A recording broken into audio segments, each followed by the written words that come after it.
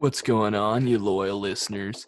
Thank you for tuning in to the L-Squared podcast for an extra spooky episode. I'm your host here, Luke Larson, and joining me today, as per the usual, my lovely and loquacious special guest who will be assisting me in leisurely launching you into spooks. Old legs. The Crypt Keeper himself. Let's go! It's spooky season, man. Are you excited? Best time of the year. This It is is. when, and we have so many great shows lined up for you to Yes, fill up. out. We're going all out to Yep. fill up your spooky season. Spend it with your favorite L-themed podcast, L-Squared. We're giving the people what they want. Yep. We are still, for the most part, devoid of film. And so we're going back again. And honestly, I don't mind doing it this time because I feel like, you know, we have a pretty strong presence in the horror genre. It's both a type of film that we gravitate towards, and so I think it's only fitting that we sort of pay homage to some of the more notable eras in horror that we've seen that kind of shaped cinema as it is today. So I'm excited. What do we got on the deck for today, dude? So we're going to be doing probably our father's generation more so of horror films. Maybe the best decade for horror, top 10 horror films Yeah, I agree. from the 1970s. I totally agree. It's definitely a top 10 decade. It's a top 10 decade for horror. I agree. So we're going to do a top 10 list this week, and then we're going to do a top 10 list next week. Yep. And we have something extra special right before I've been Halloween. watching a shitload of movies. That's and right. I'm just going to say I love Halloween. I love Halloween films. We pushing ourselves this season to watch as much as we can. And how many movies did you watch in prep for this? I'll just say this. I watched rewatched. I rewatched The Omen at 5 a.m. this morning. This very morning, folks. 5 a.m. I turned it on, and I'm not gonna say that, you know, we're not even halfway through Halloween here, so I might have to dial it back a little bit, but we may be heading towards a world where November is Portlandia month, and me watching Food Network because you just need the ultimate palate cleanser. I might need like a palate cleanser here for a full month. But again, we're giving the people what they want. We're giving them what they need, and right now they need the spooky season because God forbid it's not spooky outside. So why not stay in? And I'm excited. Like I'm really excited to do the 70s. I think it's probably the best decade of horror. We'll get into that. There's a lot of arguments to be made there, especially kind of looking forward into the 80s. We sort of had like an off show conversation. This is kind of showing the people, you know, give them a little glimpse. Yeah, this is what you get when you sign up for our Patreon too. You get all this behind the scenes stuff. But I sort of had some issues finding a horror film, or at least a spooky film from the 80s, and I thought, like, okay, what happened here? And it sort of led us to this thing. Well, hey, let's start in the 70s and just kind of work our way through this. I don't think we're going to hit every decade, but we do have some fun stuff planned here. But for tonight, we're going to do the 70s. We're going to run through a little classics. And I'm excited because I think, you know, outside of, we do top 10s at the end of the year, and obviously the L-Squared hive mind, we tend to pick a lot of the same films. But that, I don't know if that's necessarily going to be the case here. Just thinking about just the scope of how many films we would need to watch to really have like a comprehensive want to see.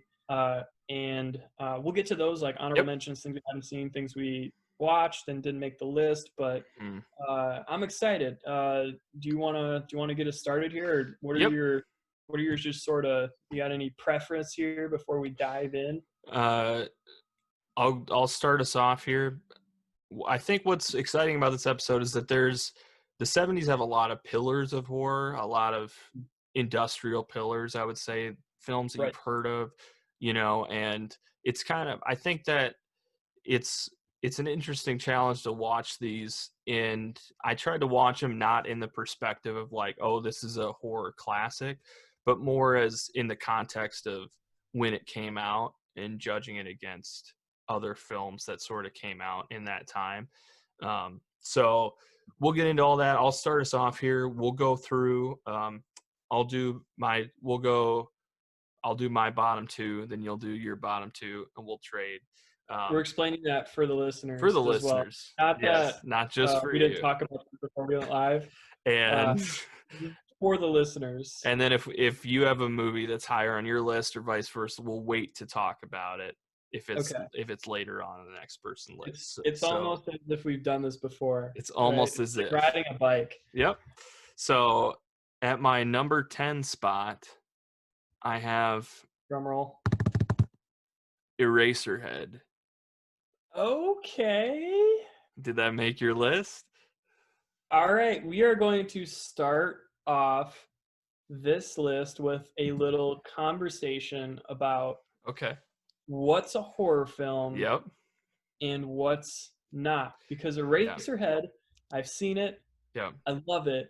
Yeah. I don't think it's a horror film. I don't think of it as a horror film. It's weird, and it is certainly it's something that puts you on edge. It makes me feel all sorts of things, especially if you've indulged in some adult activities, I guess say prior to your viewing experience. And can I just explain my pick first?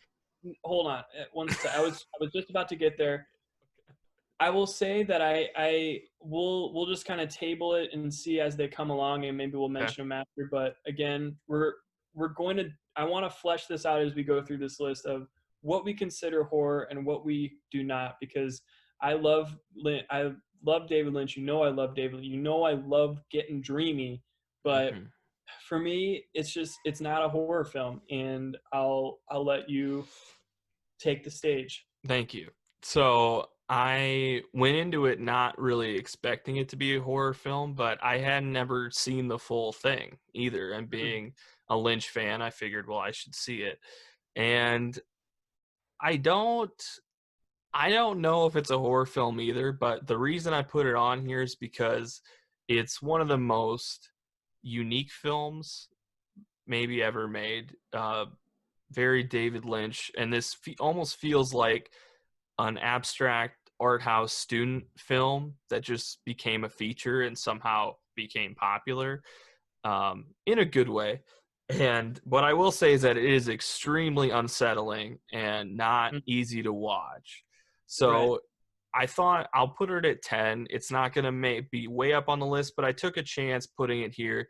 I didn't want all chalk on my list. And I figured, if you want a really unique experience and something that is unsettling and weird, this could be a good, little, I don't know if I would call it a palate cleanser, but kind of change of pace horror film. Because you don't get these. It's not the right. It's not the right term. Yeah, I did not use that correctly. But it's a good change of pace, and I like putting it on here because at the end of the day, it is unsettling and hard to watch, and it is a little bit scary. I still don't. It's close to being a horror film, but I don't know if I would fully call it. So it's a bit of a cheat, but I just wanted to put it on. You don't understand it? Is there anything you don't get it? No You one, don't get gets art. it. There is no point to it. Yeah, You don't get there's art. no story. Yeah, that's what I mean by it. It's easy. You don't know what the film's about? I never said that. I know what it's about. Okay, yeah, it's about erasers. They're at a pencil factory, and that's scary.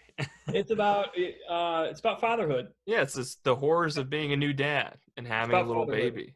Yeah, It's about fatherhood. It's about fear of commitment. it's pretty apparent. Yeah. It's about worrying that your offspring will turn into you. Yeah, how about that?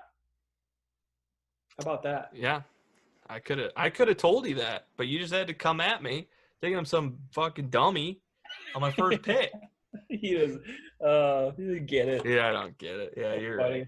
All So right. funny when people don't get it. So then my number 9 is, can I get a drum roll? Jaws.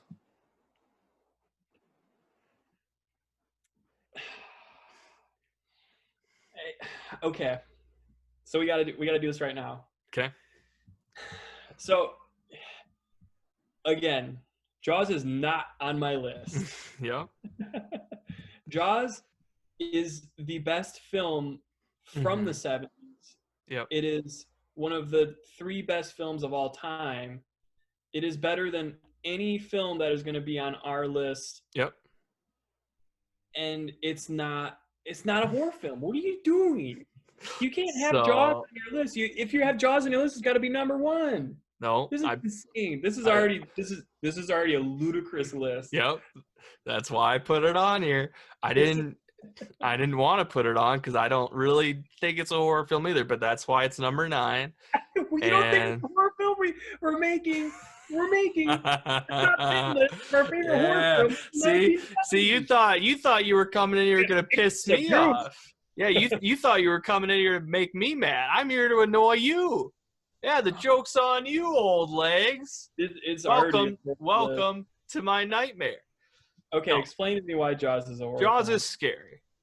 It's a thriller, and it's suspenseful, and it's scary. Sharks are scary. Being in the water at night is scary. Being on a boat with a drunken sailor, those are all scary things. But I would say that this has, like you said, it's a phenomenal film. It's maybe the 3rd best film to come out of the 70s. And hold up, The Godfathers. Mm-hmm. Yeah, exactly. So Jaws is a staple in my life. Jaws has a day. And it's scary. Yeah. Jaws has a day. Again, when do you watch Jaws? Do you watch it? Give me the day of the year you watch it. I don't watch it every year. July 4th.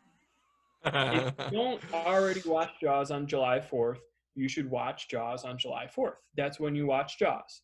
It's the most Americana movie that has ever been made. Well, except for Armageddon. Armageddon's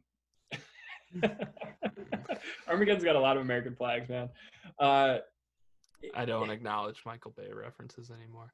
The thing is that it's scary. It's maybe the most tension-packed film that's ever been made. Frustrating because having it on your list and not having it be number 1 doesn't make sense. That's right. The best film on your list. Yep. Okay. And it's number 9. All right. So picks, they were bad. And I'm going to start with mine here. So my first film on my list, number 10, is from a icon of the film genre, the horror genre. Not one of my favorite of his films, but I am going with The Brood by Cronenberg. This is circa 1974. I'm going to open up my notes. Okay. 1979, like I was saying. Right. Okay, so this film is on my list because it scared the bejesus out of me. It was deeply unsettling. This is like if Cronenberg had done like Marriage Story, essentially. Uh, and it's not higher on my list because I don't ever foresee myself returning to it, which has some merit as far as rewatchability.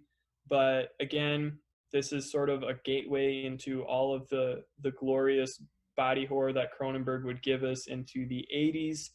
And have you seen this film? No, I haven't. Didn't make my Okay, list. so I guess I can get like a little bit of a preface here, but essentially it is uh, a couple, and the wife has been at like a weird Scientology camp where she's basically being fed her like deepest darkest fears, and she starts like growing like sexless killer kids out of her like body, and they basically just like do her bidding, and chaos ensues. This it's as gross as it sounds, uh, and I just think of it's a testament for what David Cronenberg would later go on to do, and sort of like defining that genre of body horror. But again, it's creepy, it's unsettling. I don't like it, but it's very much on my list just because of the fact that I found it to be a pretty rough watch, but not in the way where we'll get to this later. Like, I don't know if you have films that just they're too rough of a watch, and you're just like you're like I'm just not into this. I'm not even into the Artur elements of this and why it would, it's not for you, man. Like that sort of thing. But it's like Jaws, yeah, like Jaws. So The Brood. I have The Brood 1978. I think it's kind of a fascinating look into where a lot of the 80s horror would go. And yeah, I'll leave it at that. So cool. Number 9, I have a film from 1971, directed by John D. Hancock. Do you have any guesses what this film would be? No. No. So this is a film, and I hadn't heard of this film. You said directed by John Hancock? Yeah, John D. Hancock. The guy who signed the Declaration of Independence? That guy? Yeah. Wow. He's got an extensive IMDb. This film is called Let's Scare Jessica to Death. What? Yeah. What?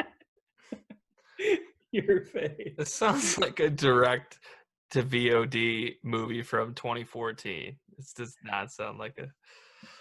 Again, I did my homework. I went out. I watched horror films. I didn't watch a fucking July 4th movie. Number 8 on my list, one of the 3 best movies of all time. Lunatic. Okay, so I'm gonna assume that you haven't seen Let's Scare Jessica to Death. Correct. Correct. This film is right in my wheelhouse. It stars a woman who is just leaving a psychiatric facility, and her husband buys a weirdish / not so chill house out in the country. Classic setup. And classic setup. This house came with an inhabitant, which they find. And again, we might have this conversation as we go through this list, but yeah, fucking white people and not leaving the house, like it's a bit that's been done a lot.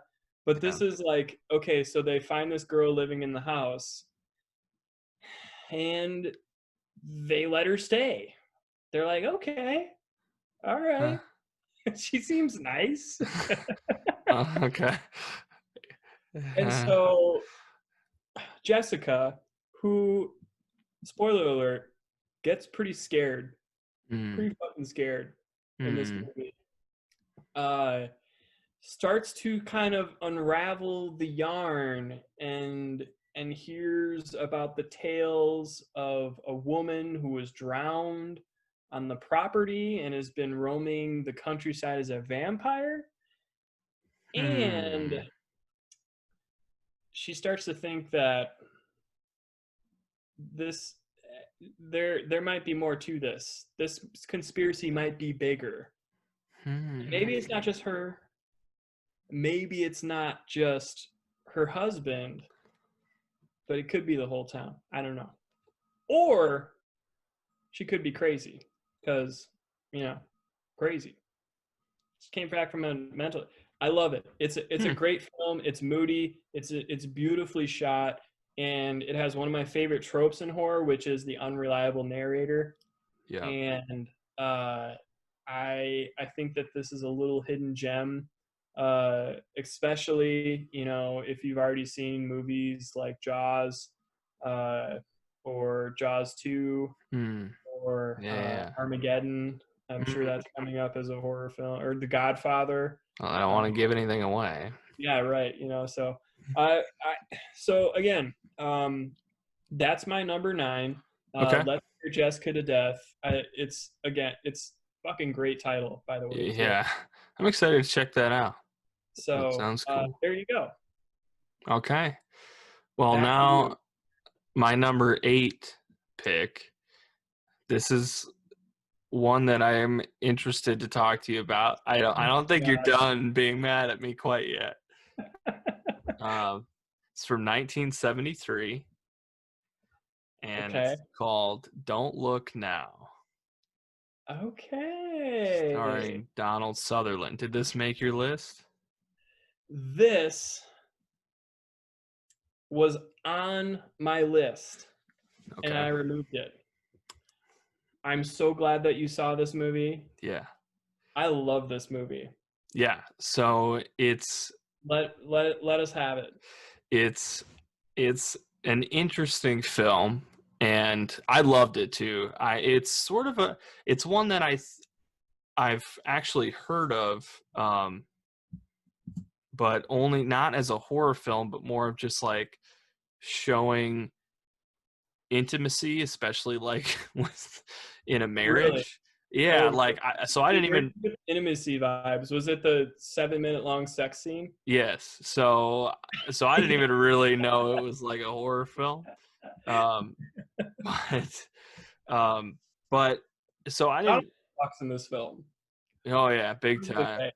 That mustache and that perm is unbeatable. And I'm gonna save this take for a little bit, but I'll just say that that's understandable. But like, I'm just gonna not listen to what you said for a second. But his perm and his mustache, his sex appeal is undeniable in it. And I couldn't believe the shots that are in this film. Could you? I mean, I was like, this camera work is unreal. I mean, I know it's 70s, but it was like, this is fucking nuts. It was so good. And it's really good. It's really creepy, and the listeners are probably like, well, what's it about? And I would say that's a really good question. It's a couple. He restores old buildings in Venice. That's where they're working. Venice is wild. Great location. Is that Uber now? I don't know. Yeah, that's a great question. Looking at Venice in 1970, I'm like, that shit can't exist today. Yeah, totally. Yep. I would have left. I'd have been like, I'm fucking sick of these rivers. Yeah, it's like, oh, we're just gonna like boat around in our own sewage all day. Like, it's gotta stink to high heaven there. Everything is soggy. No thanks. I don't want it, But it's got this vibe where this couple, their daughter dies early on. She drowns, and then they're kind of dealing with it. The wife was sort of down, and then they have this chance encounter at a restaurant with these two old ladies. One of them is blind, and the blind one the wife goes to help them, and then she has some kind of psychic premonition and is like a medium and claims she can talk to her dead daughter. And it's just weird and creepy, and it takes you on a lot of interesting turns that I wasn't expecting, and it's got a great ending too. It is great. It's very Lynchian. Yeah, Your your list has a very dreamy vibe right now. thank you. And I had this on my list. I've been thinking about this movie a lot, and I removed it because I didn't think that it fully met the horror criteria. So I'm not saying that you're 0 for 3 right now, and I'm not saying that either of us is winning or losing, but I'll let the listeners decide. That's a great film, Yeah, but I feel like it sort of lacks that. It's eerie. It's you really yeah, don't know what's happening. There's yeah. not enough real context to even give like Hmm. a horror vibe. Yeah, Uh, but just as a film in general, I like it probably lends a lot to just like Venice is beautiful even in its just most decrepit yeah. nature. It's just this is interesting to look at. So Mhm. I like that pick. I do like Thank that's you. your best pick so far. So Uh, the last thing I wanted was to come into this show and just chalk it up and only give you chalk and not take any chances. So right. those were my big swings. I don't want to be known as just the chalk guy, you know? I Oz don't is want. number 9. That's definitely not chalk. That's what I'm saying. That's right. You got to risk it sometimes. So then at my number 6 pick, this is more of a traditional horror Horror film. film. Yeah. So here we Meets go. the criteria of the list. We're heating up Pick it now. up. The original The Wicker Man. Mmm. We'll be saving this conversation, Okay, great. All and we'll right. be doing a little jig because Can't wait. The Wicker Man We'll save it. fucking slaps. It slaps. That's absolutely correct. So then what's your number 8? So number 8 for me, this is I have I I feel like I've hit like tiers within my list, and I'm sort of Hmm. diving into a different type of horror here. Okay. And this one is, I guess you could maybe call it a little bit cookie cutter, but uh, and some people might not even like this film. But I have 1979, directed by Stuart Rosenberg, the Amityville Horror, the original, Hmm. as my number 8. So Didn't make my list. okay, have you seen the original? Yes. Okay, so why it's on my list, uh, and this is probably the only reason that it's on my list because it's not particularly like a great or original horror film, Right. but all of the performances in this fucking crack me up, like to no end. It's it's it's horror comedy. If it's sort of like in uh it's sort of in like Troll 2, where like all Hmm. the actors thought like, and the director as well thought it was serious, but like Yeah. looking back and watching it now, it's like the funniest shit you've ever seen. Hmm. Every single person in this movie, both mom, dad, the the priest, the priest that saw the flies, is just Yeah. like everyone is throwing like 111 in this film, and it's like the best thing ever. It makes the film. I I always think of like, so this like goes into, these are like the sort of texts that I'll send at like 12:30 at night to Luke, but Hmm.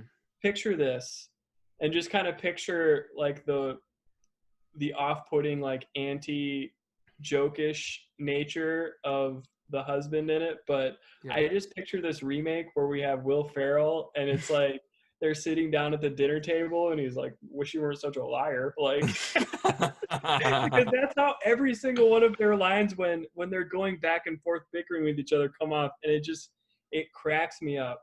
I love the performances in this film so much. that it warrants that number 8 spot.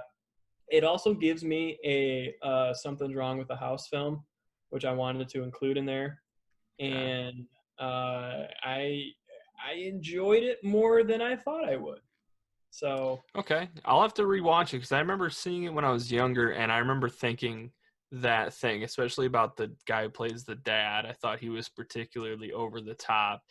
And I also just sort of, it has a stigma for it, not the film necessarily, but just the story in general, that, you know, it's very public that the you know, it's quote unquote based on a true story, that the Warrens, you know, came in and the owners of that house were very vocal about, like, the Warrens just made all that stuff up and said, hey, if you just say this stuff happened, we'll make you really rich.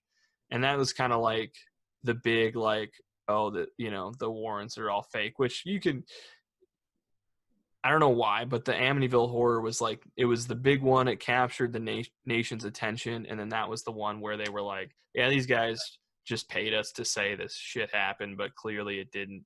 And then it gets a little bit fantastical to make it really unbelievable. You know what I mean? So I think in the back of my head, I unfairly hold that against it.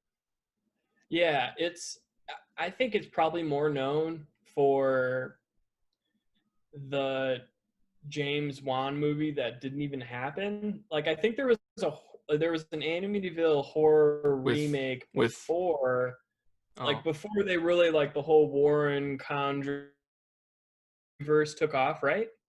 Or have they already done Amityville Horror again? They did it with Ryan Reynolds, who played the dad. Really? Yeah. It was the early 2000s. Okay, because I knew there was, like, a remake. I thought there was, like, another one. There's, like, a third remake, but I could be wrong.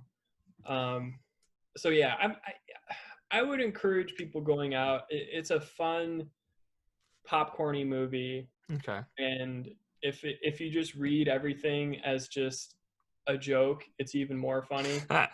The James Brolin character is the dad. He's so good. And I encourage people to go check it out because, again, everyone's dialed up to 11. It's like the bad cop routine. I keep coming back to Will Ferrell, but I keep thinking of him as, like, playing this part. It's just, I can't. It'd be so great. All right. So that's where we're at with number 8. Number 7, I'm moving from the spooky house to a slasher, 1974's, directed by Bob Clark, Black Christmas. Okay. Is this on your list? No, and I actually watched this in prep for it, and I didn't like it. So didn't like it. It didn't really. I'll let you talk about it, and then and I'll say what I did. Okay, so I hadn't seen this film either. I love holiday themed horror films. I think I've seen them all now. I can't think of any, like, even really, like, a stretch, like Thanksgiving, My Bloody Valentine, April Fools, Scrooged, Happy Death Day. Like, I don't even. That's not even a holiday, but I guess birthdays kind of count as a holiday, I guess. And so Black Christmas, directed by Bob Clark, who also did. Did he sign the Declaration of Independence? No, but different. Also did A Christmas Story. Really?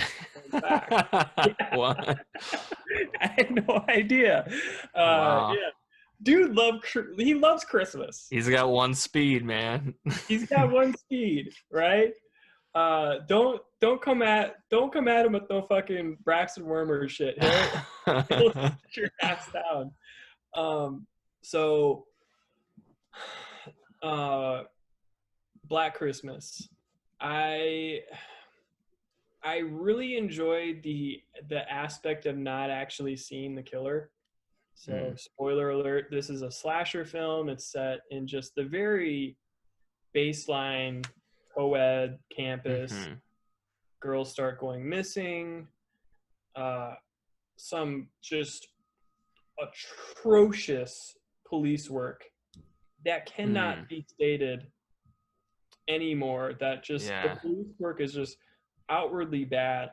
I do not understand what you could possibly not learn in police academy to not think to go up in the attic. That's maybe pretty that bad. Maybe that was something that they added into the handbook after this film. It's like the Wellington Paranormal guys from What We Do in the Shadows. Right. You gotta go, hey, just go concrete. You know, maybe get him a blanket, guys. It's just laying it. Yeah. So there's aspects of this I really like. This gives us the killer POV. Yeah. The idea that we don't see the killer. I actually really enjoyed the characters. There's a great final girl. Her hammered friend, played by Margaret Kidder, is really good, and I really enjoyed almost every one of her lines of dialogue, even though it's a little dated. But it still kind of comes across as being fun, and I'm like, oh yeah, she's definitely going to get killed at some point. But then I will give it to it. I was sort of ready to write this off. As you start to reach the climax of this film, the final 20 minutes, okay, the calls are coming from the inside of the house, which again, that did not come from Scream. Sorry. And I think it's really tied together really well by the ringing phone at the end. What do you think? I don't know. Not to give anything away. Yeah, I don't know, because I fell asleep and I didn't go back to finish it. I was like, which that's buddy. I mean, that's kind of the market. That's the kiss of death for me. I really don't fall asleep watching films that often unless it's Dune, you know. But it's just I was like really struggling at the beginning, and again, old legs, and I banged these out. So this was probably my third 70s horror of the day, probably maybe fourth of that day, and I was just like, you're soft. I'm like, I don't really care. Like, the POV was fine, but then it was annoying me, the old lady character, like the chaperone or whatever. Also hammered. Yeah, but why was she hiding her booze everywhere, like in a book and in the toilet, when everyone else is drinking? Like, I was like, it's Christmas, everybody else is drinking. Why can't you just like have a drink? Why do you have to hide this? No one. It's not like people are gonna turn you in. So that's, for some reason, that was like stuck with me, and I didn't like any of the characters, and then I just fell asleep, and I woke up and it was over, and I was like, I'm not gonna try and find where I was. Then I gave up on it. Interesting. Well, I think you maybe have missed out. Okay. And I say you could have used a couple more films for this. But I'll leave it at that. You have 6 more slots to impress me. You're starting to do a little bit better. So give me your next film here. What do you got? So my number 6 is from 1978, Invasion of the Body Snatchers. Oh, assimilate. This is perfect. That's my number 6 as well. We did it! We did it, finally. Whenever we make a list, man, we always it's gonna happen. That is so crazy that we assimilated. That's nuts. Oh my god! For this film of all of them, I don't know what to say. I'll say that Donald Sutherland, again, the perm, the mustache, he is just undeniably attractive and doesn't care if you're married. He'll openly flirt with you and try to get you to come over. He just knows he's got it. I mean, if you find yourself in that situation and you're the man or woman, like, it's gonna be hard to say no. Yeah. And this is the take I was gonna say earlier, is that I want Donald Sutherland's wardrobe for this film. I want every piece of clothing Wow. he has. That's what you want. That's what I want. That's my ideal look.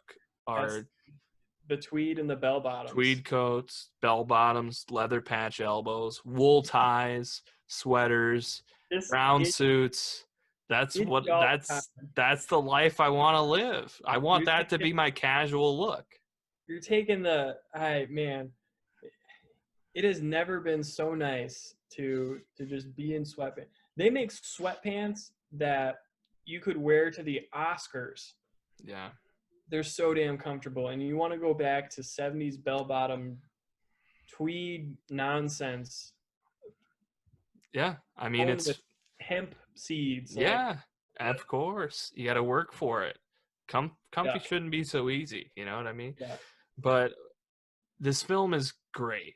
And this was one that I hadn't seen the whole thing. You know, you always hear about it, but I don't think I had sat down and watched the whole thing through.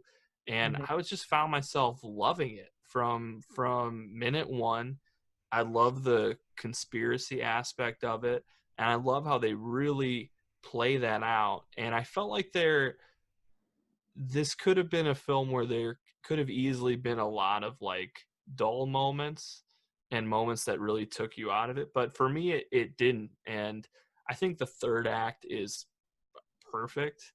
And I think that it really is actually really long in a good way. Like, it keeps going and they didn't like cut any of the good shit out. And it's got a young Jeff Goldblum, and he's fucking fantastic in it. Goldblum, Brooke Adams, Leonard Nimoy. Oh, yes. This is a great film. I'm sorry to say it, but this is probably the reality we're going to live in if Biden is elected. Break out of your shell, you corporate shill, trying to take our freedoms away. What do you think about are you for the McCarthyism movement? Is that what you're trying to say? Where are we? What turn do we take right now? I'm just kidding. I feel like every time I talk about this film, somebody brings up this whole thing where it's just this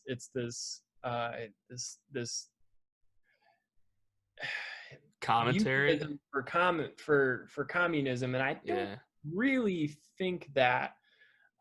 Maybe the original was in the 50s, but I don't really know if this one is. But the original, like, the aliens leave because we're so goddamn annoying. That makes sense. Yeah, it makes more sense. But no, it's a film that I really enjoy. I have it on my list. I originally had Don't Look Now in this place. I wanted to keep true to my roots and be sure that I had 10 horror films on my list, which clearly we need to discuss the rules more the next time we do this. Also, I didn't feel, even though there's no penalty for double dipping with Donald Sutherland, I wanted to just pick one. And so I went with this. I think it is the superior film, and I'm glad that you have it ranked ahead of Don't Look Now, because that's kind of what I was thinking as well. But this, I don't want to spoil anything. Well, I guess we could just, I don't know if we've even given the premise. So Invasion of the Body Snatchers essentially is a film about an alien race who comes down and are like plant people. Yeah. Right? Yeah. And they sort of grow into us. They assimilate, and they tell us to assimilate. And they basically grow a pod that like makes like an alien clone of you, and sort of takes your life. Right. And you wither away. Like an asymptomatic carrier. Yeah. And you slowly spread it to the population. Sound familiar? Dun, dun, dun. I'm just kidding. I love science. I did think of you a lot because I was like this actual scientist, and this film is hard during a pandemic when people don't under. There's actually fun fact about this film. So the original star of Invasion of the Body Snatchers is the guy like banging on the windshield. You know what I'm talking about? Yep. Where he's like they've been here. Yeah. And he's like I remember, I don't know what it was, if I read or I heard somebody like you could essentially view this as a sequel, and that the original character has been trying to tell people for the last 20 years. But that doesn't make sense, because we would totally listen if someone said that there's an alien race turning into that was sapping all of our freedoms away and making us assimilate into the hive mind. Like we would definitely hear that, right? Yep, we would. No doubt about it.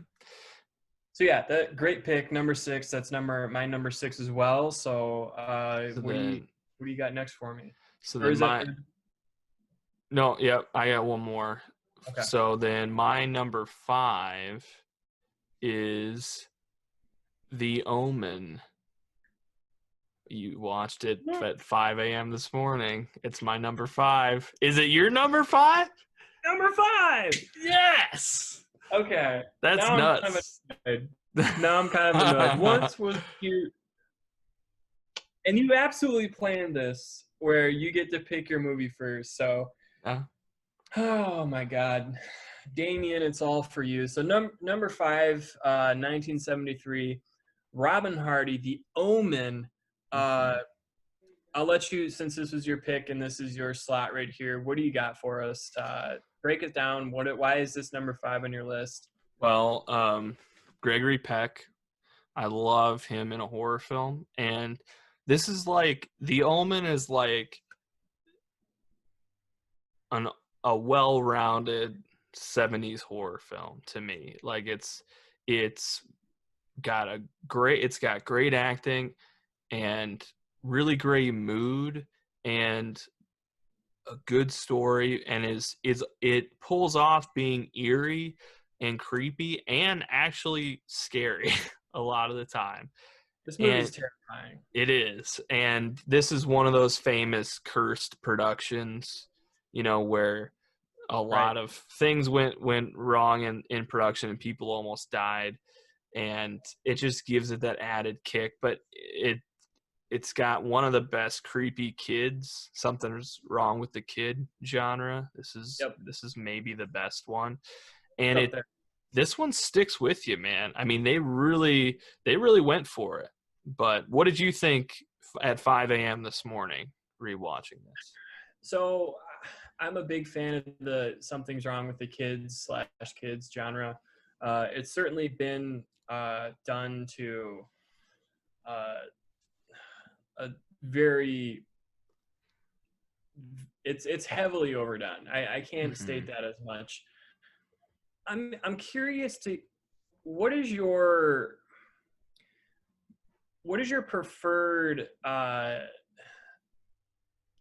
version of There's Something Wrong with the Kid? Because this is very distinct in that Damien, he's not outwardly evil in this film, or at least it's I think it's made to be ambiguous in that shit just like fucked up shit just sort of happens. And we're sort of led to assume that he's making it happen using his devil powers, but I find it to be much more unsettling that he just kind of is just a kid out, right? Yeah, totally. What do you think? Because we certainly have a bunch of different versions here. There's a couple that have already popped up. I have The Brood, which is Something's Wrong with the Kids, and they're just fucked up, weird looking, sexless, angry people, and that's one way to do it. There's others that might come up on this particular list here, and so I don't know. What do you think about that? What do you think about that decision? Well, did you see the remake that came out June 6, 2006? 666. I think I saw it in theaters, and it's almost the same movie except shittier, if you want a shittier version and one that's not as good. But they played that up more in that remake. They played up the kid being creepy and doing evil stuff, and it just works so much better for me in the original and this one, because like you said, it's ambiguous, and as far as Gregory Peck knows, this is just the kid he adopted and that he's raising, and that's it. Like, it doesn't really do anything that evil, and that's why the suspense works all the way up to the end when he's like doesn't want to buy into it, where he's like, he's just a kid. Like, I don't know, he's just a kid. Like, he's not like cutting off cats' tails and ripping the wings off flies and shit. Like, he's just a kid, you know. So I think that this works very well. And to fully answer your question, I don't particularly, it's tough to get there's something wrong with the kid for me, because I think that it's just hard to get a convincing child performance that's like actually scary and doesn't come off as bratty, you know. Like, I think Looper actually does a good job, another great horror film, of there's something wrong with the kid, you know. Yeah. I haven't thought much about Looper in the last couple weeks. So yeah, look out, it might come up again. You never know. Isn't that like something wrong with Dad or my future past self? Yeah, the future past self comes back to kill the kid because the kid turns out to be evil. So that's why he's coming back to kill him. Yeah, see? It all works out in the end. So since I got to say my 6 and 5, which are our 6 and 5, do you want to tell us your number 4? So annoyed by that. So number 4, this is where we can talk about The Wicker Man. Okay, cool. So 1973, The Wicker Man comes out, and this is probably the most fun movie, I think, on... I would agree. I was like, this is so much fun. As far as... So, listeners know, we love cults. Yes. I think we've pretty much cornered the market in seeing and talking about cult movies. Yeah. I'm just going to say hands down, if I had to pick a cult to be a part of, I think 1973 Wicker Man is clear and away the number 1 draft pick. It's hard to argue that position. There's really like, I have the number 1 pick. It's been decided, and there's 2 months until the draft, but you're number 2 on the clock. Here you go. I'm selecting The Wicker Man. Great pub scene, great nightlife. Yes. Very active men and women of the opposite sex looking to have fun and just really just get out and enjoy themselves, and it's free love, man. Making merry. I don't know what else you really want. They love pretty chill. They are. There's not really like a regiment, which you kind of run into. It's like, oh Jesus, we're like knitting scarves again today, and it's like, when's the next public sacrifice? Like, it's hard to pick against Summer's Isle, and they just love trees, they love fruit, they love topless women. A lot of those things I also enjoy, you know. Right. And what I love about this film, and I got to give a shout out to my boy Nick Cage, where the remake of The Wicker Man is a classic in its own right, for different reasons.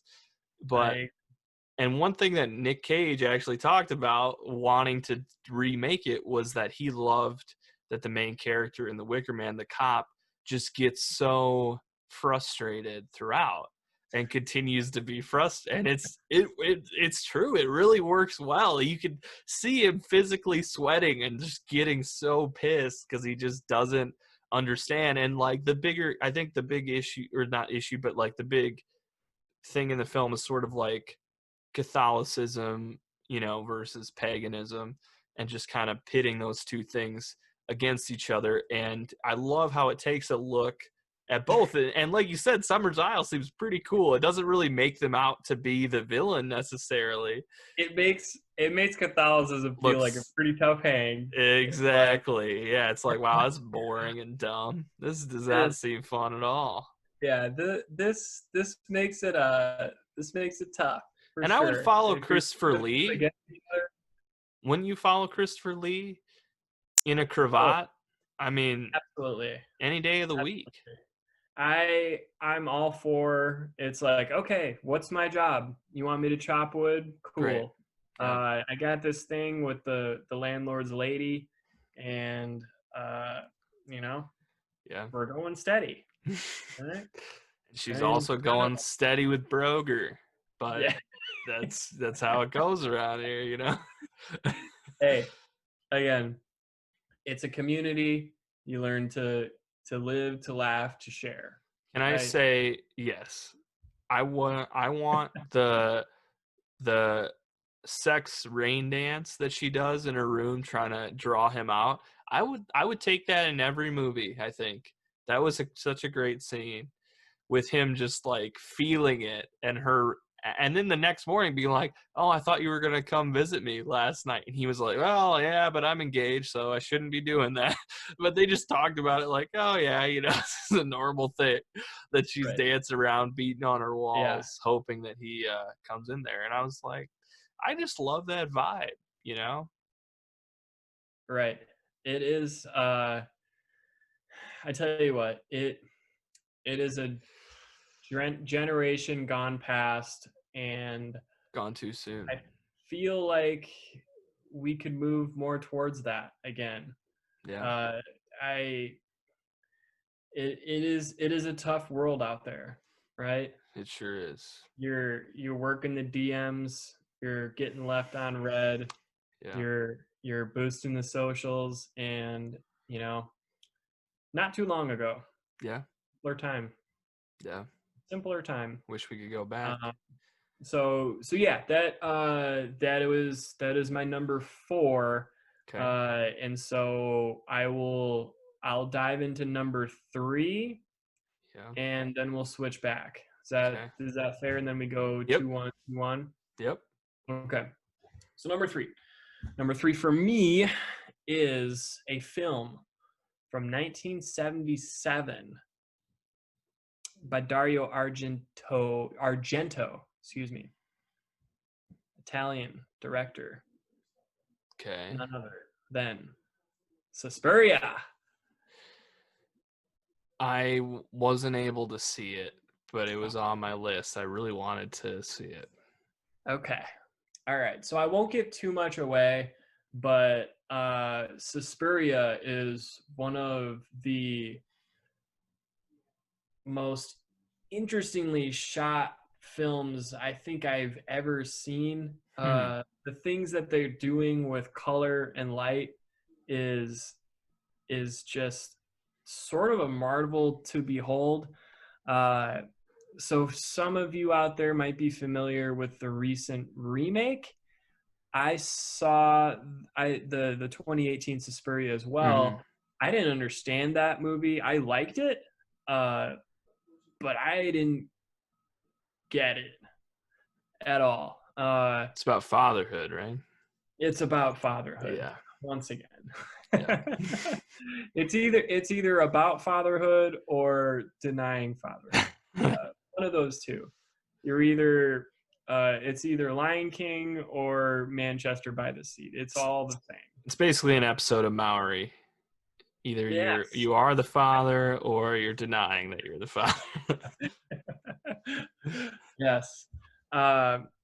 So Suspiria, but I was bringing up the recent remake, which is good, because it doesn't really have much to do with the original. I was really surprised. I was ready for like the shot for shot remake, and granted, there's dancers, there's witches, there's mood in in the 1977 book, but there's not really like it's definitely it's definitely different. I really appreciate it because I didn't know anything about the original.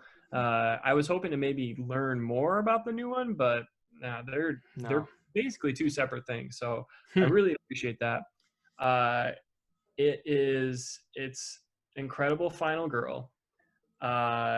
It has some really, really wild deaths. This is a slasher, and it's a fun slasher, and it gets spooky, it gets kooky, and it gets wild at the end, which you know that I love. I love when they go for it at the end, when you don't just get the ambiguous like metaphor for horror, which I feel like we get way too much these days. So Allegor. The Allegor, yeah. Yes. We have coined that is our fucking term. Yep. Here on the L-Squared podcast. Don't let anyone else. No, we're making T-shirts. Look out for them. Yeah. Selling that merch. I won't say anything more about it. I highly, highly recommend if you are looking for a lesser known horror film with great deaths that sort of looks like it inspired the Neon Demon, then go out and watch this. This is probably NWR's favorite. I could see that. Okay, sweet. So the Spirit, that's number 3. So cool. I will pass it off to you now. Okay. So my number 4 is a film from 1976, I believe. I don't know if I want to say the director because you'll know who it is. You'll know what film it is right off the bat. This kind of started this. What? Well, are you doing this? No, it's not that one. Brian De Palma started Stephen King's filmography career, and the reason Stephen King is as huge as he is because this was such a huge hit. Carrie. Carrie's 4. Not on my list. Okay. Well, I would say this is a horror film. I think, we have to fact check these now for me probably, but I would say it's a horror film. And everything we say. Yeah, get back to us if you could. But Carrie was one that I had actually never seen. I had never seen it, but it's just so. What's that? So you say like you recently watched it, sort of? Yeah, like literally this weekend was the first time I'd ever seen it. Okay. And it's just one that is just so iconic. You just feel like you've seen it even when you haven't, And I was like, I've never seen it. And there's that great documentary, De Palma, about Brian De Palma's very interesting filmography. And this is, one of the worst films you'll ever see. Yeah, but are made by Brian De Palma, and some of the best. He's got his things he puts in every one of them, and this is like Carrie is just such a great film, and it sort of, I think it enhances Stephen King's work because I've read the book, and wow, look at you, look at me, you're highbrow over here. But it's a good book, and Stephen King's a good author, but I think that the kind of care that De Palma puts into it, and he just really makes it cinematic, in a way that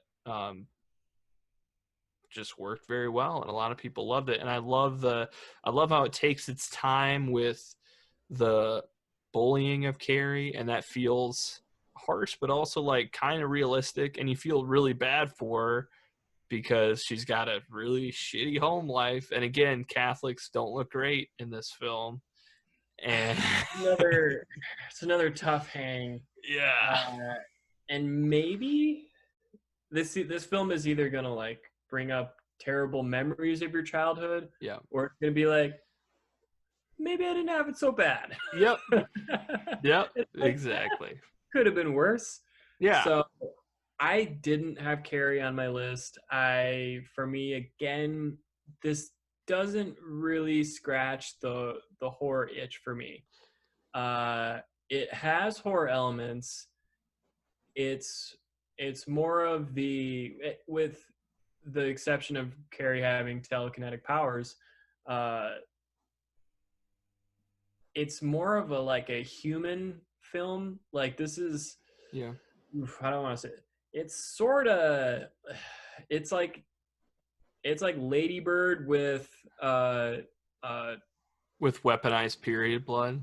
Yeah, right. It's a coming of age, right? Yeah.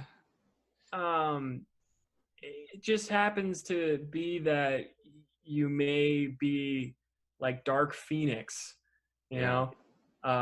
So I didn't have it here just because again I felt like it felt a little outside of what I felt the theme was for this. No, it's a good pick. I like Carrie. I was surprised at how like good of a film it was overall, I guess, because I just assumed that it would be like okay, you know, make it and then just get to that final scene that we all know and love, and then that would be the scary part. But really, I was surprised at just how well made of a film it was. And the real horror I think in this film is when Carrie's at home big with her time. mom. That's where it's like this, it's out of the frying pan into the fire type thing, because it's not good at school and it's really, really not good going home.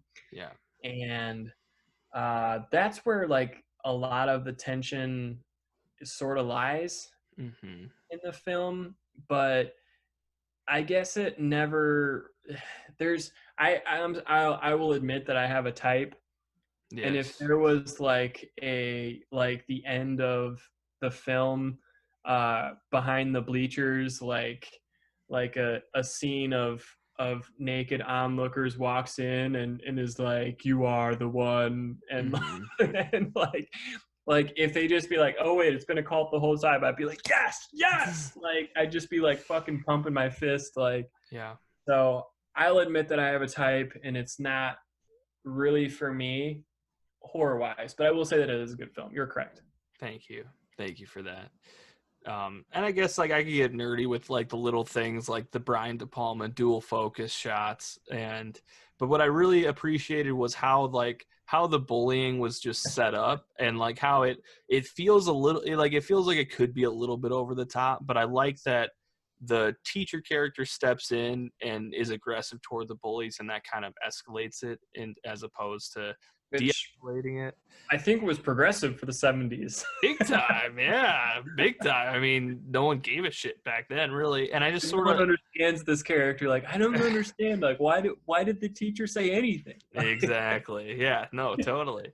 And I just loved how like the prank like made sense, but I also liked how it was set up where the one girl felt bad, so she asked her boyfriend to take Carrie, and that whole scene was very sweet, and it really it works on a lot of levels where like there's a lot of ways that this movie could have gone wrong and not worked, but I really appreciated that it really builds up and worked on almost every level, I think. Do you think that this would be a better film if you didn't already know the ending? If you didn't know the pig bucket spilling? Like, is there a version of this film where you think like, oh my God, like it's gonna work out for her, you know? She's gonna have a great night.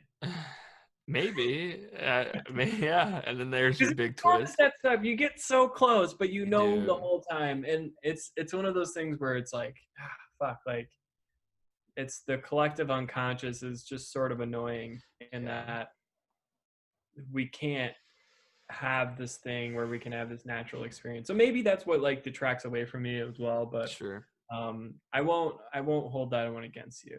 It's like right on the precipice there.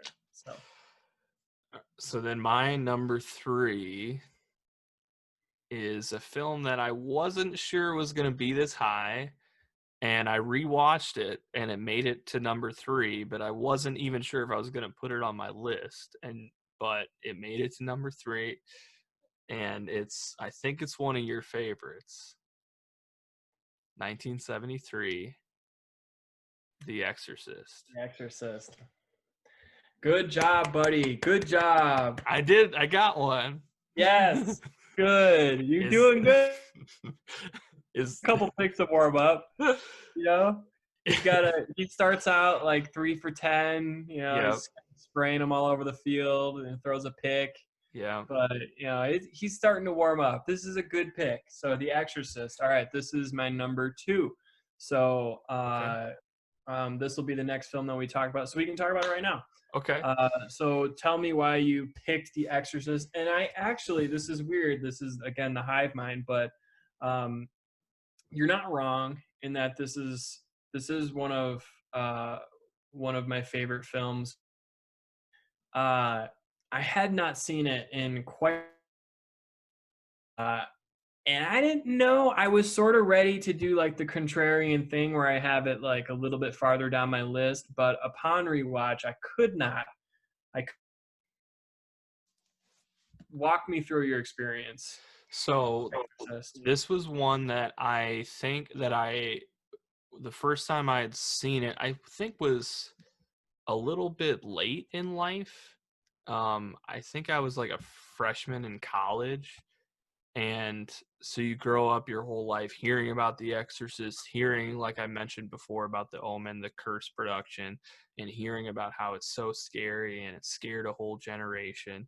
And you kind of hear all these things. And I remember, like, I think I bought it at the $5 DVD bin at Walmart. And I told you that I bought it, and you were like, just know it's always watching you, or something like that. And so I was like, I mean, it's going to be creepy. So I did a disservice to myself in watching it. I think it was like 3 p.m. It was bright and sunny out, and I just watched it, and like it didn't hit me correctly. Like I just sort of, there were parts of it that were scary, but then the rest of it I would just kind of was like, whatever. And I don't know if I had seen it since, but ever since then it was like, all right, yeah, I appreciate it. I get why people like it, but it just didn't really work for me. But then as we're doing this list, it was like, okay, I need to rewatch The Exorcist and give it its fair shake. And if it doesn't work for me, it doesn't work for me. So I put it on, and I was like, I was so wrong. I mean, this thing is so good. And it's just, I think that Jason Miller, who played Father Karras, gives one of the most inexplicable performances. Yeah, the Rocky Balboa priest. And you're like, where is this? This is just out of nowhere. This guy just got done fighting Clubber Lang. He took him to 8 rounds. He didn't win, but he went 8 with Clubber. Like, you never knock me down, Ray. Yeah. And it's just like, it's just William Friedkin this is a masterpiece. And part of me felt like Gregory Peck saw this Jason Miller guy who's never really did anything before or since, and was like, I think Gregory Peck was like, man, that should have been me up there. And then that's why he wanted to make the Jason Omen. Miller passed away in 2001, so he hasn't done anything since. That's correct. Since then, yeah. So, but this is a movie that's scary, unsettling, and very 70's, and very weirdly, like, I want to say more realistic than I think people would probably give it credit for, but I would love to hear you wax poetic about The Exorcist. So I was thinking about this because I rewatched it, and I had a joyous time.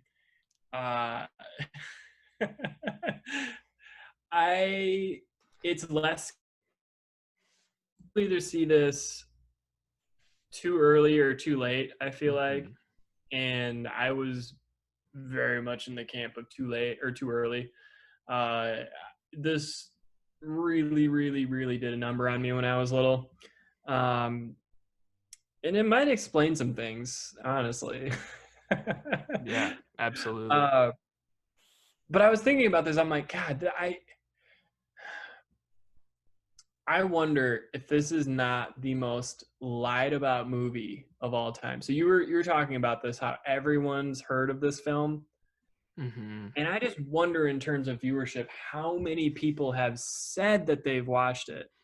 And you can sort of pass off as like being like, yeah, I've seen The Exorcist, like the head spinning, and Yeah, she crab walks down the stairs. it's like, um, but the first hour of this film is incredible. It Like is. a great way to just like call somebody out is like, okay, like what country is the first scene of the film, opening shot, where is that in the world? Yeah. Like, yeah, it's like Iraq. Like it's this weird thing where it's like, and again, I wasn't like aware of the genius of Max von Sydow, who plays Father Merrin, the old priest, the grizzled veteran. Max von Sydow. It's weird to see him in old man makeup because you just always think of him as old. And I was like, did you guys have to put that much old man makeup? Hasn't he just always been Like, old? But rest in peace. yeah, He is an absolute legend, yeah. and wow, like he's so good in this. Mm-hmm. Again, him, Jason Miller. We need to do like a top 10 list of uh, the all time cinematic priests, because Jaws makes it. Yeah. there's some good ones. There's some good ones in there, and uh, I yeah, the lead up to this film, or to like the kind of like the mayhem, is what sort of makes the film good, in my opinion. Yeah, I agree. I was like rolling on the floor laughing. I think I texted you about this, where the first time that the physician, before she's gone like full crazy, when she sticks him with the needle and she calls him a fucking bastard, like I had to like pause the movie. I thought that was so funny. Yeah. I You're don't know. I don't know what, like, there's not a whole lot to say that hasn't been said about this film. Go out and check it out, I think. Uh yeah, dude. I mean, do you have anything like you're a sick puppy, you know. Yeah, I'll say that the best parts of it are leading up to the actual exorcism, and what I love about what I really appreciated about it this time watching was how much doubt Father Karras had. Jason Crisis Miller, of Faith makes it. the crisis of The faith. idea that when she asked, like, what do you know about exorcisms, and he's like, I don't know, probably just as much as you. Yeah, But I no love one's it. done one since the 16th century. Like, are you Yeah, crazy? Like, that makes it, the totally. idea that even like after seeing her and having been thrown up on and talking in tongues, like he's still like, oh, the fucking paperwork that I'm gonna have to go through to just Yeah, even, like yeah, he doesn't want to admit to like his higher ups that he's like even thinking. yeah, And he's like the smart priest, yeah. the The psychiatrist priest, and he's like, well, God, if I'm this will ruin my career if I come out with this. But yeah, it's great. um, there's a lot going on with this film. This is another one, like I mean, the documentary for this, like, it's sort of like the Linda Blair documentary, but Mm, uh, when I say that it's a masterpiece, I say that as like the final product is really good, because mm. this was another like they they got away with some stuff in the 70's, I think, Yeah. and uh, you know, is what it is, I We'll guess. leave it at that.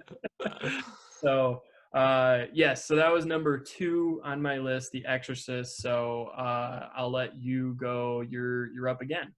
Okay, so my number 2 is a film that I'm not sure.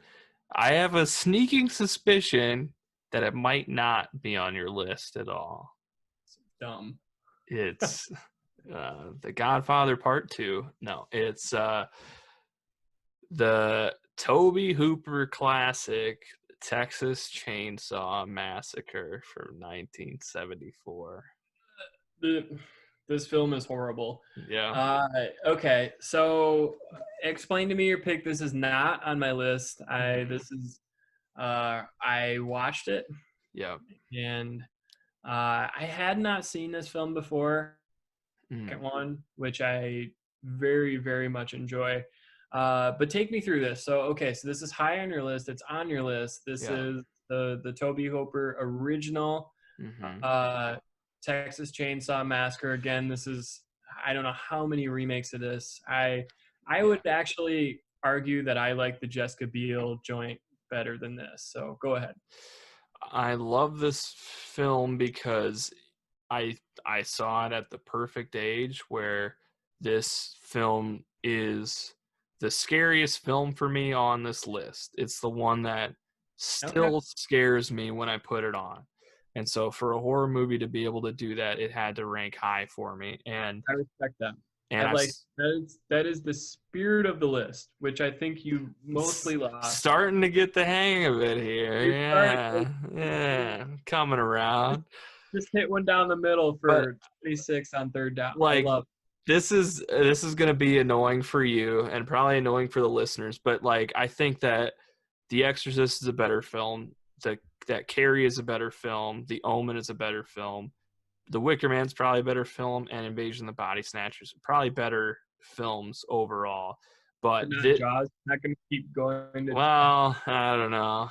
Jaws is okay. Did you intentionally go to 7? I could keep going, yeah. So, but what I'll say is that this is a lot scarier to me than all those, and it's fucking frightening. And the first act is slow, but there's like just a weird opening where they pick up there's the guy in the wheelchair and they pick up the creepy hitchhiker who like tries to stab him, and you're like, what the fuck is this? Like, it's and they're part of the family. I understand that, but I'm just saying, like, it's an odd opening to it. No, yeah. Okay. And then there's the guy in the wheelchair who's maybe autistic. I'm not, they don't really explain that, and it was the 70s, so. But then he's just like going on about how they butcher, cattle and pigs and stuff, and it's just it's not, and you feel really hot in that van, like it's the summer, and you start to feel that, and it's like you almost feel car sick just being around them, and I just kind of love that uncomfortable claustrophobic feel it gets at the beginning. And then it's the classic, like, they just go up to a house and bad shit starts happening. And maybe part of it is that, this, but I lived in a house, in an old farmhouse that looks almost the same as their house. Yeah. So like a Porch, bit of the terrace, yeah. Yeah, I mean, it's a bit of nostalgia for me. Big Sawyer family vibes, yeah. Big time, yeah. So I have a little bit of a connection to it there, but I also have the scariness, like, goes on for a long time, and it's really like it drags you through it. And it also has one of my favorite tropes in horror. It's like the fool's gold ending where, like, she thinks she gets away and she goes back to that one gas station where we were at the beginning, and she thinks that she's safe, and you're kind of like, okay, great, you're like get out of there, find somebody. And she finds somebody, and they calm her down. They're like, it's okay, we'll get you out of here, don't worry. And then of course that doesn't happen. But I love how it's set up, and I love that it's really creepy and really, really scary, and it's got a great ending, in my opinion. And I just think that the amount of scares that are in it, and how it's really a tough hang, and it really lengthens it out, is why it's so high on my list. I'll agree with the idea that the overall mood makes the tension. I get this thing with, this is a little off topic, but I get the same feeling when I watch some like Guillermo del Toro movies, and I think I've maybe said this on the pod, or maybe not. This is maybe just in my head, where like his movies have like this like clutter in them. Okay. There's just like fucking just stuff everywhere, like knickknacks and like just shit everywhere. Yeah. And it gives me anxiety as somebody who's like very ordered and tidy. Like I keep things like clean and like everything's off my desk. And so like the Sawyer house in general with just like it gives me so much anxiety from just like a homemaker standpoint where I get distracted. Like I start thinking of like how I would like better organize the bones that are laid out across like the chandelier. And it's just like I could never let like a corpse rot in the sink for that long, right? Yeah. Like somebody's gotta just clean this up. Like I'm sorry, Chop Top, but you need to do something about we made this wheel. We right? agreed to it. It landed on your section of the wheel. It's your week to clean the bodies out. We agreed The to it. passive aggressive roommate wheel. Like something's got to be done about it. And so that's like gives me the most anxiety in this film is just the general clutter and just unrest within the house. And not so much the characters themselves. And again, I think this is like one of those great examples where it depends on when you see it. Because I remember I saw the Jessica Biel remake as like a middle schooler, and that kind of messed me up for a couple days. Like I was like thinking of having my like foot sawed off and being put on a hook. Like I was like this. It wasn't even worth it for the Jessica Biel running back and forth between. Was that the one? I haven't seen the remake, but did they make that as like Leatherface was like her brother or something? No, I think you may be thinking of the Alexander Daddario remake, which might be there also is one which I have seen. So it's not like I'm not a fan of the series. I've seen all basically. Yeah. But this one doesn't rank high for me. It doesn't spook me, and I don't particularly enjoy watching it, so it's not on my list. Yeah. So fair enough. Fair enough. So here we go. We are down to our number one pick. So do we want to do a quick recap here? Sure. My 10 through 2 are Eraserhead, Jaws, Don't Look Now, The Wicker Man, Invasion of the Body Snatchers, The Omen, Carrie, The Exorcist, and Texas Chainsaw Massacre. Great. So my list, 10 through 2, all horror films. The Brood. Oh, really? Yes. Let's Scare Jessica to Death. Amityville Horror. Black Christmas. Invasion of the Body Snatchers, The Omen, Wicker Man, and Suspiria Exorcist. So we are left with one final film from the 1970s. I would guess it's from 1978. I believe we both have John Carpenter's Halloween. Yeah, this was the number one spot, and there wasn't really a way around it. I almost put Texas Chainsaw number one just to make you mad, but we all know the right answer, and it's Halloween. It's the ultimate slasher. It's the grandfather of slashers. There were slashers before it, I guess, but this one really like defined the genre and made the genre like real. And it also was the first mainstream horror film to sort of be set in the suburbs, in this place where we sort of traditionally think of it being just comfortable and boring, where nothing ever happens. And they spend a lot of time in the first act setting up how boring of a town it is, and how Laurie Strode is just a nice girl who's a babysitter, and it's going to be another boring night, and nothing ever. Joint. That's right. And it's just the boring ass suburbs, and nothing happens. And then the boogeyman comes, and it it's interesting to view it in that lens where normally like Texas Chainsaw Massacre, you know, Last House on the Left, a lot of these 70s films are like you're out in the middle of nowhere and it's creepy and there's a creepy house and creepy stuff happens. And that worked. And it works. Worked. Yep, it's a good formula. But I love to see how they took the creepiness and brought it to your door, you know, the place where you could live. And this is just a fucking timeless film. And I watch it almost every year, and it's really, really fucking good. So I agree. This is my staple every year. I watch it. I don't even more about like the importance of the film, because it's just like it's really good. It's legitimately scary.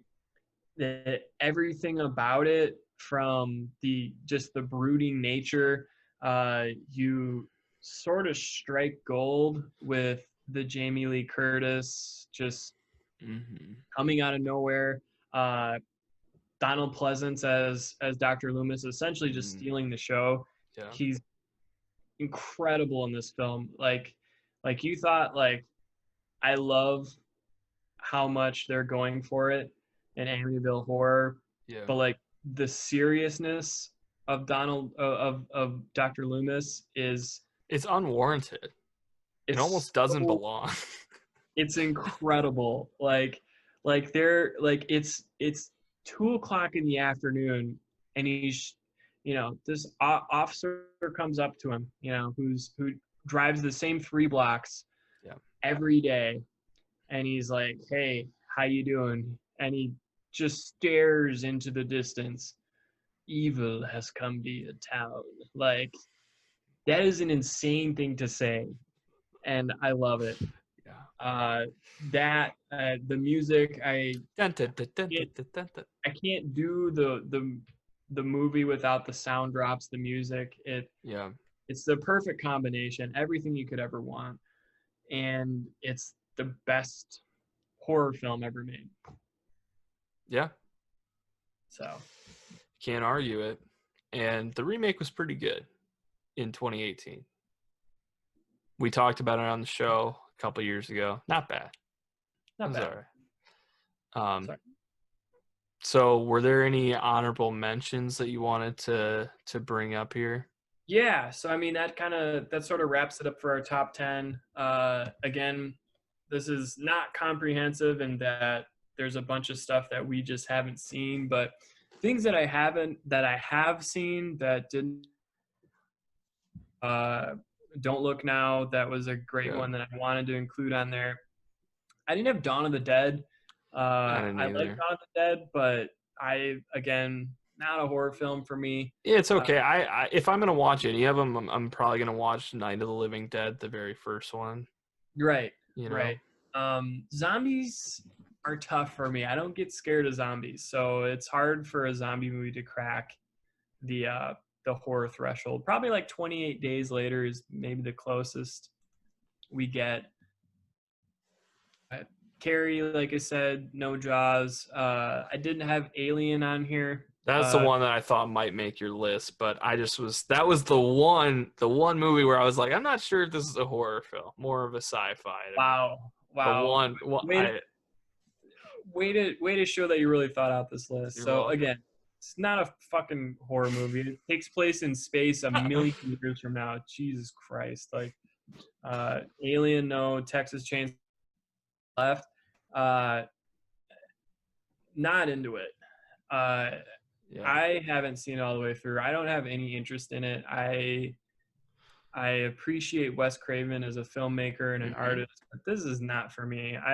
There's no version of me where I'm going to seek out just hateful violence in a film. I'm not into that genre.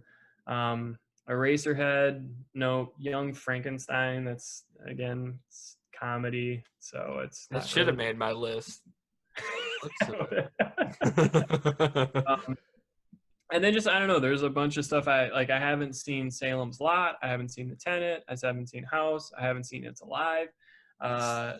Hills Have Eyes I haven't seen. Shivers I haven't seen. Shivers is Cronenberg that I'm been looking forward to. So Salem's Lot is not a great film. It's got some really creepy scenery in it.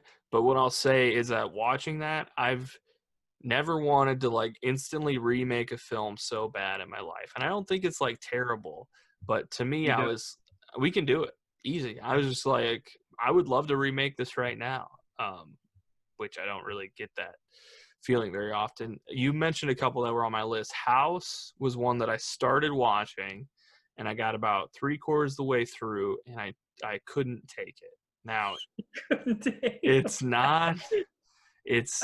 I think you would absolutely love it because it's out there. The idea that you didn't finish it is already intriguing. It's almost like a 70's version of a live action anime. It's Japanese, but it's just so cartoony and weird, but live action, and it's just bizarre, and it's almost like a comedy, and it's really lighthearted and weird, and you're like, okay, I think I get it. But then like when they get to the stuff that's supposed to be scary, it's just not scary. And I was like, you know what? At that point, I was like, I can only include so many movies that aren't actually scary on my list. So I'm just not going to watch it. But it's on HBO. I would love to hear your thoughts on it because I think I would rewatch it with you because I think that you would have a great time watching it. There's one. I mean, it's a very short list of films. So you didn't fall asleep. You turned it off. Correct. Yeah. It's like that and The Bad Batch, which again, I fucking ride for The Bad Batch. I still haven't finished it. Yeah. And then one other one you mentioned that was The Hills Have Eyes. And I actually, so again, I love Wes Craven, and this one I couldn't get through. I was like, it's just not that good, I don't think. And so I turned it off. But the thing is that I actually love the remake of The Hills Have Eyes. I think the remake is really good from, I think it was 2006. And I really like that movie. And I think that they did a great job of capturing what Wes Craven was trying to go for. They made a sequel to it, which fucking sucks. And there is an original Hills Have Eyes 2, and the remake of The Hills Have Eyes 2 fucking sucks, which kind of tarnishes the reputation of the first one. But I think that the remake is actually pretty good, which also hurt the original for me watching it because it's just really dirty and not fun to watch and wasn't that scary. And I didn't really dig it, but lots to choose from.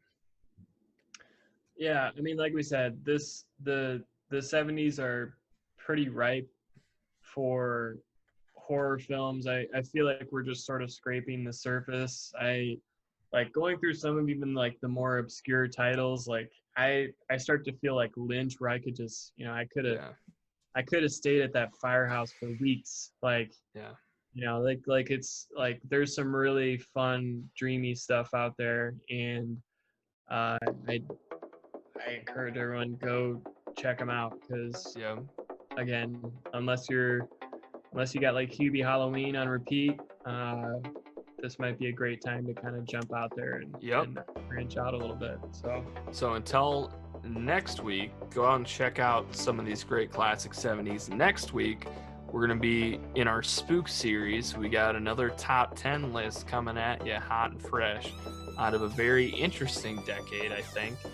The 2000s, from the year 2000 to 2009. We're going to do the top 10 horror films.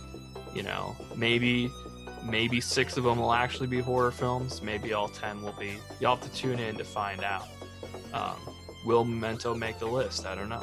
Pride and Prejudice. Yeah. And Zombies. Abraham Lincoln Vampire Hunter might make it. We don't know. That was the 2010s, I think. But as always, loyal listeners, you can find me on Twitter at LukeLarson89. Find this podcast at L-Squared Podcast on Twitter, on Instagram. Find us on Facebook at L2 Podcast. Check us out. Let us know the 70s horror films that you watched, that you agreed with my list and not old legs. And until next time. Peace.